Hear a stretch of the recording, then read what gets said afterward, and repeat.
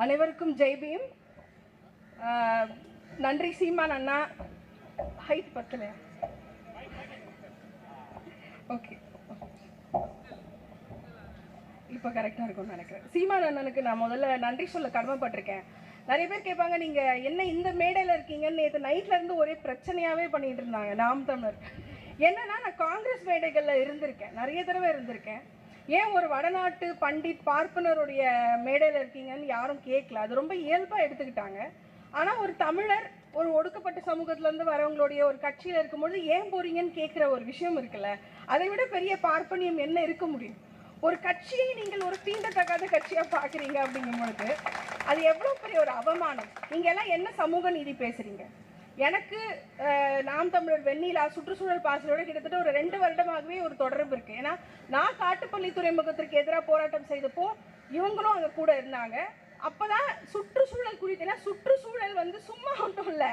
சுற்றுச்சூழலுங்கிறது நார்வேலையோ ஃபின்லாண்ட்லேயோ பேசக்கூடிய ஒரு விஷயம் இல்லை. ஐஸ் கட்டி உருக்குதுன்னு இங்கே இருக்கக்கூடிய கடைக்கோடி ராமேஸ்வரத்தில் இருக்க தமிழன் எப்படி பாதிக்கப்படுறான், காசிமேட்டில் இருக்க ஃபிஷர்மேன் எப்படி பாதிக்கப்படுறான், எண்ணூர் எப்படி பாதிக்கப்படுறதுன்னு பேசுறது தான் கிளைமேட் சேஞ்ச். அதை பற்றி தான் நம்ம பேசணும்.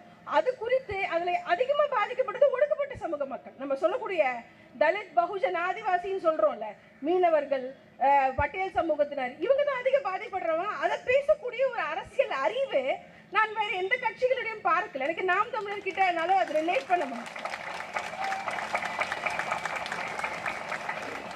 ஆனா வெளியில பாத்தீங்கன்னா திமுக அறிவே இருக்காது.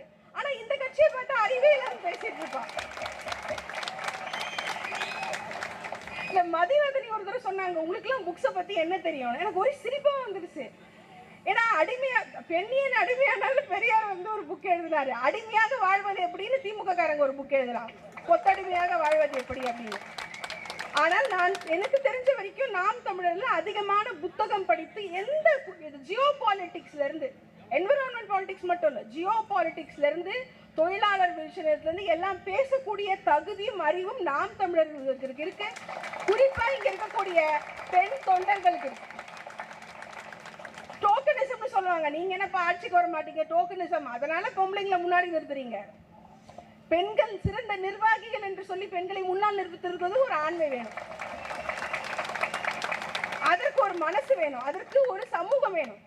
நான் கூட சொல்லிருப்பேன், நீ 1000 பெரியார் சொல்லு, நீ 1000 சமூக நீதி சொல்லு, நீ ஆணாதிக்கம் பிடிச்சவன் பொண்டாட்டி பக்கத்துல நிக்குது, நீ எப்பவுமே உட்கார்ந்து தின்னுட்டு இருக்க, அப்படிதான் இருக்கு உன்னோட போட்டோ. இல்ல சமத்துவமே இல்லையே. ஆனா நான் பாக்குறேன், நான் தலைவர் பிரபாகரனோட படத்தை பாக்குறேன், அவர் லுங்கி கட்டிட்டு சமைச்சிட்டு இருக்காரு. என் புத்தகத்துல நான் எழுதியிருந்தேன்,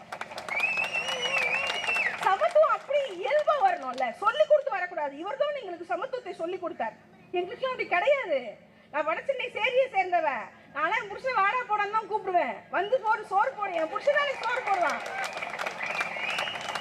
நீங்க என்ன சமத்துவத்தை சொல்லி கொடுக்குறது? நான் சொல்லித்தரேன் உனக்கு சமத்துவம் என்னன்னு. அப்போ இது 10 நாளா இங்க வந்து இன்னைக்கு 10வது நாள் இந்த போராட்டம் நடக்குது, தூய்மை பணியாளர் போராட்டம். நான் ஏன் இங்க மிக முக்கியமா வந்தேன்னா, அங்க உட்கார்ந்துட்டு இருக்கவன் பாதி பேர் என் சொந்தக்காரனா இருக்கான். சொந்தக்காரன்றது நான் ஒரு மெட்டாஃபாரிக்கா சொல்லல, ரெட்டரிக்கா சொல்லல. போய் அந்த முதல் நாள் உட்கார்றேன், 3வது நாள் என்ன கேட்கறேன், ஸ்டாலின் நீங்க என்ன பண்ற அப்படின்னு. பார்த்தா என் ஊர் குருசடி, அங்க இருந்து ஒரு 5 பொம்பளை உட்கார்ந்துருக்கேன், சொந்தம், அது என் ரத்தம். அப்போ இந்த இடத்துக்கு நான் வரணும்னா என்ன கூகுள் பண்ண முடியுதுன்னா, அந்த கஷ்டத்துல இருந்து நான் எவ்வளவு பாடுபட்டு என் ரத்தத்தை சிந்தி நான் இங்க வந்திருப்பேன். இங்க வந்துட்டு நான் அவர் சொன்ன மாதிரி சுபவி மாதிரி உட்காந்து ஸ்டாலினுக்கு ஒரு ஜிக்ஜாக், உதயநிதிக்கு ஒரு ஜிக்ஜாக், இப்படியா போட்டுட்டு இருக்க முடியும்? என்னுடைய ரத்த சொந்தம், என்னுடைய சொந்தக்காரி இன்னும் பெருகிட்டு இருக்காங்க அப்படின்னா அந்த காப்பாற்ற வேண்டிய கடமை எனக்கு இருக்குல்ல. இன்னும் நீ உன் குடும்பத்துல பாரு, எல்லாம் ஒரு பிசினஸ் ஓனர், ஆனா என் குடும்பத்துல பெருகிட்டு இருக்கான், இன்னும் மேனுவல் ஸ்கேவெஞ்சரா இருக்கான். அப்போ நான் உழைக்க வேண்டிய உழைப்பு, அப்போ நீ என்ன பண்ண 70 வருஷத்துல? என் சமூகம் ஏன் இப்படி இருக்கு? 70 வருஷத்துல சென்னை எங்கள் கோட்டை, சூப்பர் கோட்டை, நல்லா ஏமாத்துறோம், கவர்ச்சி அரசியல் சொன்னாரு பாருங்க. Word politics of words, politics of action கிடையாது, ஆக்ஷன் கிடையவே கிடையாது. ஒரு மரியாதை இருக்கணும்ல, டிக்னிட்டி ஆஃப் லேபர் பேசுறோம். ஒரு தூய்மை பணியாளர் ஏற்கனவே அது மீனியல் ஜாப், அந்த ஜாபை எப்படியெல்லாம் நீ வந்து ஆட்டோமேட் பண்ணி அவங்கள இன்னும் மாண்பா கொண்டு போய் வைக்கணும் தான் நீ பேசுறோம். ஆனா இன்னும் வெறும் கையில குப்பாடுறாங்க. எத்தனை பேர் பாத்தீங்கன்னு தெரியல, நான் அங்க 5-6 நாளா இருக்கேன், எல்லார் கையிலும் பாட்டிலோடு கிழிச்ச வடு, எல்லா பெண்கள் கையிலும், எல்லா பெண்கள் காலும் பொத்தலா இருக்கு. ஏன் நீ மாநகராட்சியில இது வரைக்கும் அவங்களுக்கான பாதுகாப்பு உபகரணத்தை கொடுக்கல. கேட்டா மேயர் பிரியா யாரு? பட்டியல் சமூகத்தை சேர்ந்தவர்கள். எப்படி திமுக சொல்லிச்சா பட்டியல் சமூகத்துல ஒரு பயங்கர டேலண்டா ஒருத்தங்க இருக்காங்க, தமிழ் எல்லாம் தூய்மையா பேசுவாங்க, அவங்களை கூப்பிட்டு வந்து நம்ம வந்து மேயராக்கோன்னு. அந்த மாதிரி தூய்மைன்ற வார்த்தை வரல, தப்பு தப்பா பேசுறாங்க அந்த வார்த்தை. அது ரொம்ப கஷ்டமா இருக்கு. நான் வடசென்னையில இருக்கேன், அந்த வார்த்தை ரொம்ப கெட்ட வார்த்தை. அது அப்படி பேசுறாங்க, தூய்மை வரல. நானும் கான்வென்ட்ல படிச்ச பொண்ணுதான், எனக்கு தமிழ் நல்லா வருது. நானும் சேரியில இருந்து போய் கான்வென்ட்ல படிச்ச கடை வாங்கியாது. ஆனா என்ன சொல்ல வரேன்னா, ஒரு பட்டியல் சமூகத்துல இருந்து ஒரு பெண் நீ வர மேயரானா நீ எப்படி அந்த மக்களோட அணுகணும்? போய் கையை பிடிச்சு உட்கார வேணாமா? அங்க இருக்கவங்க என்ன தொடர்ந்து பேசுறாங்க, ஷாலினி எங்களுக்கு பணம் கூட பிரச்சனை இல்ல, மரியாதை கொடுக்காம விட்டாங்க எங்களுக்கு. எங்களோட சுயமரியாதை உனக்கு இருக்கா? எங்க பொம்பளைங்களுக்கு சுயமரியாதை தெரியும். அவர் கேட்டுக்காரு, என்ன ரொம்ப சாபம்லாம் விடுறீங்க ஸ்டாலின்? இதை விட மோசமா பேசுவோம். எங்க வயிற்றுல நீ அடிச்சிருக்க. ஏதோ ஒரு ஊர்ல இருந்து வந்து உனக்கு அறிவாலயத்துல எப்படி இடம் கிடைச்சது? ஏதோ ஒரு ஊர்ல இருந்து வந்து நீ வெப்பேரியில இருக்கிற திராவிட திடல் உனக்கு எப்படி கிடைச்சது? ஆரிய சங்கரன் தானே கேள்வி கேட்டாரு. இதே இடத்துல தானே ஆரிய சங்கரன் வந்து கி வீரமணியை கேள்வி கேட்டாரு, ஏன் சொத்துல நீ என்ன பண்றேன்னு, ஏன் பஞ்சமிகரத்தை நீ என்ன பண்ணனு, என்ன பண்ணீங்க ஆரிய சங்கரனை? அப்ப அந்த ஆரிய சங்கரன் வந்து தூரத்து உறவு எனக்கு இருக்காது அந்த ரத்தம் உடம்புல.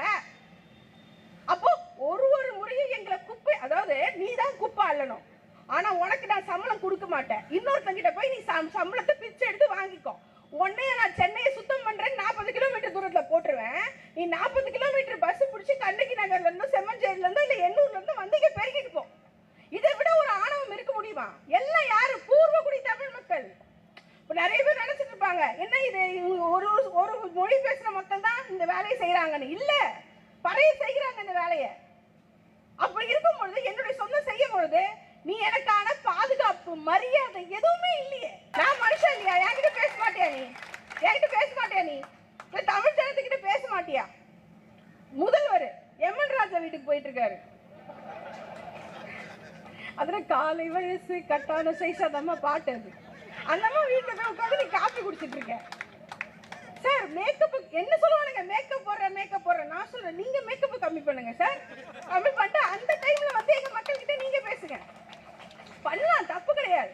சில பேருக்கு இன்செக்யூரிட்டி தான் அந்த மாதிரிலாம் பண்ணிப்பாங்க, ஒன்றும் தப்பு கிடையாது. ஆனா திரும்ப நீ வாக்கு கொடுக்குறதே என்ன? டீச்சர்களுக்கு வேலை கொடுக்குறேன் அப்படி சொல்லிதான் யூனியனை கையில் எடுத்த. அப்புறம் என்ன சொல்ற, துப்புரவு தொழிலாளர்களுக்குலாம் நான் வந்து பர்மனன்ட் பண்றேன். நானும் குழந்தையா இருந்து பார்த்துட்டேன் 30-40 வருஷமா அதே இதுதான். பர்மனன்ட் பண்றேன். ஆனா எனக்கு நீ பர்மனன்ட் கூட பண்ணல, ஒரே நைட்ல வேலையை விட்டு தூக்கி இருக்க. ஏன்னா நீ எதிர்கட்சியா, அப்போ நாங்க என்ன யோசிக்கிறோம், திமுக எதிர்கட்சியாக இருந்தால் சிறப்பாக செயல்படுகிறது. தயவு செய்து கடைசி வரைக்கும் திமுகவை எதிர்கட்சியாக வைத்திருக்கு. அவ்வளவுதான். உனக்கு நாங்க வந்து ஓட்டு போட முடியாது, சென்னை மக்கள் ஓட்டு போட முடியாது. நீ எப்ப எங்களை தூக்கி போடலாம், எப்ப எங்க மேல குப்பை கொட்டலாம், இதேதான் உன்னுடைய ஒரு வேலையா இருக்கு. எங்களுடைய மிகப்பெரிய தலைவர் ஆம்ஸ்ட்ராங் அவர்கள் கொல்லப்பட்டார். அவர் கவுன்சிலரா இருந்தாரு சென்னை மாநகராட்சியில. ஆம்ஸ்ட்ராங் கவுன்சிலரா இருந்து 2000 பேருக்கான பணி நிரந்தர ஆணையை பெற்றுக் கொடுத்தார் ஆம்ஸ்ட்ராங். இன்னைக்கு ஆம்ஸ்ட்ராங் இருந்திருந்தா இந்த இடம் பயங்கரமா இருந்திருக்கும். ஆனா நடக்கல. ஏன்னா ஆம்ஸ்ட்ராங் இங்க இருந்து அப்புறப்படுத்தப்பட்டார். அதுதான் உண்மை. அதையெல்லாம் நம்ம கேள்வி கேட்கக்கூடிய இடம் இருக்குல்ல. அப்போ 10 நாளா இந்த போராட்டம் போயிட்டு இருக்கு. நீங்க தனியார் இடஒதுக்கீடு. நாங்க இடஒதுக்கீடுக்காக பாடுபடுறோம். டெல்லியில போய் இந்திக்காரரை வச்சு இன்ஸ்டா ரீல்ஸ் போடுற நீ. ஸ்டாலின் கியூ பிரைம் மினிஸ்டர் ஹோனா चाहिए. எனக்கு புரியலடா. நீ ஒரு பக்கம் ஹிந்தி தெரியாதுன்னு சொல்ற, அங்க போய் ஹிந்தியில புக்கு போட்டு ஸ்டாலின் ஜி பிரைம் மினிஸ்டர் ஜிங்கிற. எனக்கு புரியல. ராகுல் காந்திக்கு மனசு எப்படி தொப்புன்னு அடிச்சுக்கோ. நம்மள அண்ணாங்கிறாரு, இங்க வந்தா பிரைம் மினிஸ்டர் ஜிங்கிறாரு. இவருக்கு தமிழே வராது. இவர் ஹிந்தியை கத்துக்கிட்டாலே எவ்வளவு கஷ்டப்படுவாருன்னு ஒரு விஷயம் இருக்குல்ல. துரைமுருகன்லாம் ஹிந்தி பேசினா எப்படி இருக்காங்க, போய் ரொம்ப கஷ்டமாயிடும். அப்போ இந்த ஒரு இடத்துல போயிட்டு நீங்க விளம்பரத்துக்கு பணம் செலவு பண்றாங்கன்னா, கார்பரேஷனுக்கு சம்பளத்துக்கு பணத்தை செலவு செய்வதை விட கார்பரேஷன் கொடுத்து விளம்பரம் செய்வதற்கு தான் நீங்க அதிக பணம் செலவு பண்ணிருக்கீங்க. ஒரு 30 செகண்ட் பாட்டு போட்டாங்கல்ல, அந்த 30 செகண்ட் பாட்டுக்கு இவ்வளவு கோடி வச்சிருக்கான். கார்பரேஷன் டெண்டர் ஊழல் நடக்குது. கார்பரேஷன் டெண்டர், இப்ப ராம்கி கொடுத்த டெண்டர் கூட லீகலைஸ் டெண்டர் கிடையாது, அதுக்குள்ள ஒரு ஸ்கேம் நடந்திருக்கு. அது குறித்தும் நாம ஆடிட் செஞ்சு அது கேஸ் போட வேண்டிய ஒரு வேலை இருக்கிறது.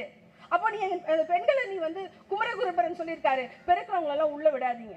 அந்த அம்மா சொல்லுச்சு, பெருக்கிறவங்களெல்லாம் உள்ள விடாதீங்க. இது எவ்வளவு ஒரு அவமானகரமான விஷயம். அப்படி பேசலாமா அந்த பெண்கள்? எல்லாமே கணவனை என்ன NULMனு சொல்லக்கூடிய இந்த தேசிய திட்டத்துக்கு கீழே வரவங்க எல்லாம் பட்டியல் சமூகம், பெண்கள், ஊனமுற்றவர்கள், மாற்றுத்திறனாளிகள், அப்புறம் கணவனை இழந்த பெண்கள், அவர்களுக்கான ஜாப் செக்யூரிட்டி எங்க? நீ இடஒதுக்கீடுன்னு சொல்றியே, எல்லா வேலையும் நீ பிரைவேட் ஆகிட்ட பிறகு இடஒதுக்கீடு எங்க இருக்கும்? இடஒதுக்கீடு எல்லாமே பிரைவேட். 90% தூய்மை பணியாளர் வந்து பிரைவேட். அப்போ உனக்கு நிர்வாக திறமை இல்லையா? நீ ஃபெயிலா? எல்லாமே நீ ஃபெயிலா? ஆதி திராவிடர் பள்ளிகளுக்கு, விடுதிகளுக்கு சாப்பாடு செய்யணுமா? அதுவும் பிரைவேட். எல்லாம் பிரைவேட். அப்படி எல்லாத்துலயும் ஃபெயிலு. சுகாதாரத்துல ஃபெயிலு, எலக்ட்ரிசிட்டியில ஃபெயிலு. எதுவுமே உன்னால இப்ப பண்ண முடியல. அப்ப நீங்க என்ன பண்ணுவீங்க? குளத்தூர்ல போய் 4 துணை நடிகைகளை டான்ஸ் ஆட விட்டு ரசிச்சு பார்ப்பீங்க. இதுக்கு ஏன் காசு கொடுக்கும்? பணி நிரந்தரம் என்பது முக்கியம். அதை விட முக்கியம் அவங்களுக்கு தகுந்த குறைந்தபட்ச சம்பளம் தமிழ்நாட்டில் ரொம்ப கம்மி. தூய்மை பணியாளருக்கு ரொம்ப கம்மியாக கொடுக்குறாங்க. அந்த சம்பளத்தை கொடுக்கணும், அவங்கள நிரந்தரமாக்கணும். அவங்க இது மாதிரி ரோட்ல பாடுபடக்கூடாது. ஏன்னா இன்னைக்கு கொடி கட்டி கோட்டையில கொடி ஏத்துறீங்கன்னா அதுக்கு காரணம் இந்த பூர்வக்குடி மக்கள் தான். ஏன் ரத்தம், ஏன் வேர்வை, உன் பில்டிங்கை நான் கட்டி கொடுத்தேன், உனக்கு நான் உட்கார வச்சு வால்டாக்ஸ் ரோட்ல வந்து எம்ஜிஆரும் கலைஞரும் எல்லாம் இறங்கினப்ப நான் உனக்கு ஃப்ரீயா சோறு போட்டு உட்கார வச்சு வாப்பா உட்காரப்பா தம்பின்னு சொன்னேன். நானும் ரோட்ல நிக்கணும், ஏன் மக்கள் ரோட்ல நின்றுட்டு இருப்பாங்க, ஏன் பொம்பளைங்க இதுல கஷ்டப்படுவாங்க. நீங்க சொகுசா ரேஞ்ச் ரோவர் கார், அந்த கார் வெளியே வருது பாரு, ரிப்பன் பில்டிங்ல இருந்து ரேஞ்ச் ரோவர் வருது, ஒரு காரும் வருது, ஃபெராரி வருது. நான் கேட்கிறேன், உலகத்துல வந்து மாநகராட்சிக்குள்ள போன மனிதர்கள் சூப்பரா இருந்தாங்க. சிவராஜ் போனாரு, மீனாபால் சிவராஜ் போனாங்க. ஒவ்வொருத்தரும் லட்டு மாதிரி சொல்லுவாங்க, லட்டு, ஆமா லட்டு மாதிரியான திறமை வார்ந்த அரசியல்வாதிகள் அதுக்குள்ள போனாங்க, கார்பரேஷனுக்குள்ள.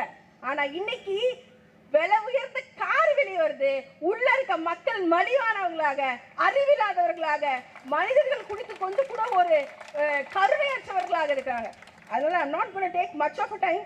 நாம் தமிழர் ரொம்ப நன்றி. ஏன்னா 2023 நீங்க நம்ப மாட்டீங்க, நான் வடச்சேரியில் உட்காந்துட்டு இருப்பேன், எனக்கு இந்த இடத்துல அரிசி வேணும், பருப்பு வேணும்னா வெண்ணிலாவும் அண்ணனும் 300 குடும்பத்துக்கு அப்படியே தூக்கிட்டு வருவாங்க. நான் இதுக்கு நாம் தமிழர் சப்போர்ட் கூட பண்ணதில்லை.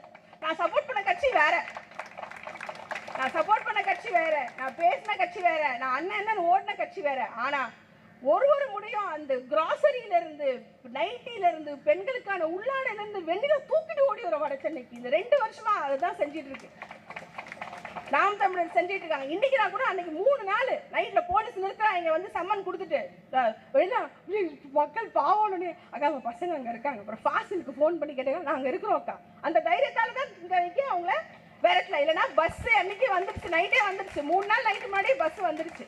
அந்த தைரியத்தை கொடுக்கக்கூடிய ஆட்கள் தான் எனக்கு வேணும். நான் எந்த கட்சி என்னுடைய மக்களின் பக்கம் இருக்கிறதோ அந்த கட்சிக்கான ஆதரவை கொடுக்க வேண்டியது என்னுடைய கடமை. அதுல வந்து நான் வந்து ஒரே சமூகத்துல பிறந்தாதான் அண்ணன் தம்பி இல்ல, நான் அப்படிதான் நினைச்சேன். ஒரே சமூகத்துல பிறக்கிறவங்க தான் அண்ணன் தம்பி ரத்தம்னு இல்ல. எனக்காக பேசுற எல்லாமே அண்ணன் தம்பி தான், என் பெண்களுக்காக பேசுற எல்லாமே ரத்தம் தான். அப்ப அது என்ன ரத்தம்னா அது தமிழ் ரத்தம் தான்.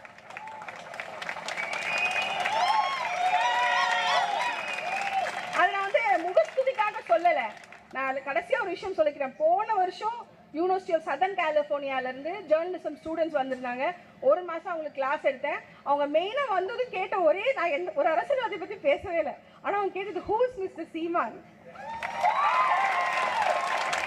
சத்தியம், இது சத்தியம். அவங்க சொன்னாங்க, புலம்பெயர் தமிழர்களுக்காக போராடுபவர், ஈழம் காசுக்காக போராடுற மிஸ்டர் சீமான் பற்றி எக்ஸ்பிளைன் பண்ணுங்கன்னா ½ அன் ஹவர் அது என் சிலபஸ்லே இல்லை. என் சிலபஸில் இல்லாத ½ அன் ஹவர் நான் அந்த கிளாஸ் எடுத்தேன். அப்போ தான் எனக்கு தெரிஞ்சுது, நம்ம ஊரில் இருக்க மனுஷங்களோட மதிப்பை நாம் முதல்ல வளர்த்துக்கணும் மனசு, அதுக்கப்புறம் நம்ம மற்ற விஷயம் பேசலாம். நன்றி, ஜெய்பீம்.